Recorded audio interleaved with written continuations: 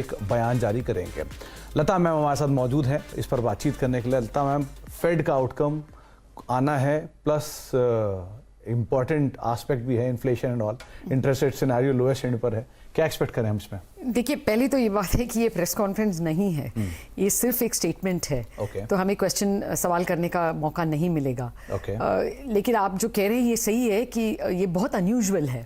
इसके पहले एक ही बार हुआ है कि स्टेटमेंट ऐसे अचानक स्टेटमेंट का ऐलान किया गया, और वो था मार्च 27, 2020।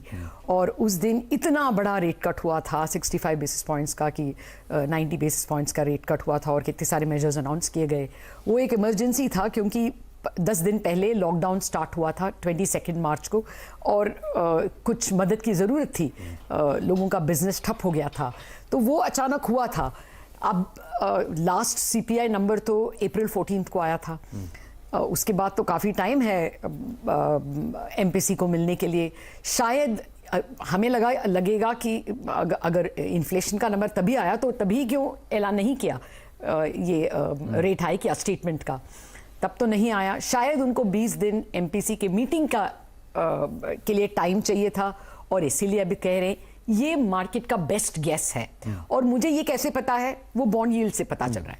बॉन्ड यील्ड 7.11 थे सुबह में, और ये खबर आते ही 7.2 हो गया। 8-9 बेसिस पॉइंट जंप, ये रेट हाइक का ही रिस्पॉन्स होता है। तो ये भी मार्केट का गेस है कि अचानक गवर्नर अगर स्टेटमेंट कर रहा है तो होगा कि लास्ट 20 डेज इन्फ्लेशन डेटा के बाद उन्होंने मीटिंग किया है और अनाउंस करने वाले हैं, और अनाउंसमेंट में ये भी बताएंगे कि आगे आने वाले टाइम में भी वो न्यूट्रल रेट तक पहुंच जाएंगे। ऐसे कुछ ऐलान हो सकता है। मैम, उस समय पर ये सिचुएशन कह रही थी कि एक एमपीसी की ज़रूरत है, या उस समय गवर्नर साहब के आने की ज़रूरत है, आके कुछ बयान देने की ज़रूरत है। अभी की सिचुएशन सिनेरियो ये कह रही है? नहीं, ऐसे तो नहीं कह रही है। एवरीबडी वॉज एक्सपेक्टिंग कि प्रीवियस स्टेटमेंट ही हॉकिश होगा, और वो हॉकिश था। अकोमोडेशन से लेके विड्रॉल ऑफ अकोमोडेशन हो गया था, और वो रेपो रेट को, रिवर्स रेपो रेट को हाइक नहीं किए, लेकिन प्रैक्टिकली वो रिवर्स रेपो रेट को हटा ही दे और एक नया रेट लाए एसडीएफ, जो 25 बेसिस हायर है रिवर्स रेपो से। तो एक्चुअली वो 40 बेसिस है, 40 बेसिस रेट हाइक था ही प्रीवियस पॉलिसी में। तो अब शायद रेपो रेट हाइक का ही ऐलान हो सकता है। सिचुएशन गंभीर है क्योंकि इन्फ्लेशन 6.3 का एक्सपेक्टेशन था लास्ट टाइम मार्च का, और नंबर आया नियरली 7%। अभी 70 basis point upper side shock, ये तो काफी गहरा है।